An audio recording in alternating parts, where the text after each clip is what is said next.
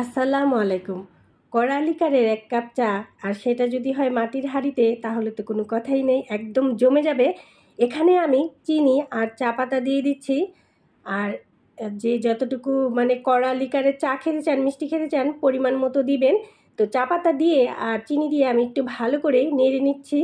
যখন নাকি চিনিটা গলে ক্যারামেল হয়ে আসবে তখন এত সুন্দর একটা ফ্লেভার বের হয়, ইচ্ছে করে যে তখনই নামিয়ে খেয়ে ফেলি। এই ফ্লেভারটা এত ভালো লাগে, কি যে সুন্দর একটা ফ্লেভার বের হয়। আপনারা কিন্তু অবশ্যই এই চাটা বানিয়ে খাবেন। তো এখানে আমি ভালো করে মিশাই নিব। এখন আমি এখানে দিয়ে দিচ্ছি পানি। এটা শক্ত হলে ভয় পাওয়ার কোনো কারণ নেই, এটা নাড়তে নাড়তে একদম গলে যাবে। ভালো করে মিশাই নিব। ক্যারামেলটা ভালো করে করতে হবে। এখন আমি এইখানে ডানো গুঁড়া দুধ আগে থেকে করে রেখেছিলাম, সেটা দিয়ে দিচ্ছি। দিয়ে আমি একদম ভালো করে এটা মিশাই নিব। আমার মেয়ে বলতেছে, আম্মু এই চাটা খুবই মজা হয়, আমাকে আরেকদিন করে দিও। রেগুলার যে চা আমরা বানিয়ে খাই দুধ চা, সেই চায়ের থেকে এই চাটা শত গুণে মজা হয়। মাথা ব্যথা একদম ঝটপট চলে যাবে। যখন নাকি হাজব্যান্ড সারা দিন কাজ করে ক্লান্ত হয়ে বাড়ি ফিরবে, তখন যদি আপনি এরকম 1 কাপ চা বানিয়ে খাওয়ান তাহলে কিন্তু মাথা ব্যথা সারাদিনের ক্লান্তি কিন্তু একদম দূর হয়ে যাবে আর জামাইরাও খুশি হয়ে যাবে।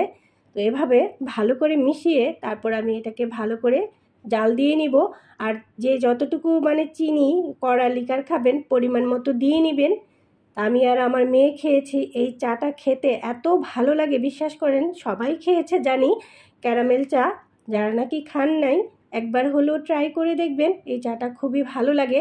মানে সবচেয়ে ভালো কথা হলো মানে ঝটপট মাথা ব্যথাটা চলে যায় সকালে আর হচ্ছে সন্ধ্যায়। এরকম একটা চা হলে একদম সত্যি হ্যাভেন। অনেকে বলেন ক্যারামেলের সাথে দুধটা ঢেলে দিলে ওটা নাকি ছানা ছানা হয়ে যায়, ফেটে যায়। তো আপনারা প্রথমে একটু পানি দিয়ে নেবেন, তারপরে হচ্ছে দুধ দিবেন, তাহলে আর মানে ফাটবে না, দুধটা ছানা ছানা হবে না। তো ভালো করে মিশিয়ে ভালো করে আমি জাল দিয়ে নিচ্ছি। এই চাটা বিস্কিটের সাথে খেতে এত ভালো লাগে, আর ঘুম থেকে উঠে 1 কাপ চা না হলে মানে ভালো লাগে না, দিনটাই ভালো লাগে না। আর আমি তো মানে নাস্তা খেতেই পারি না চা ছাড়া।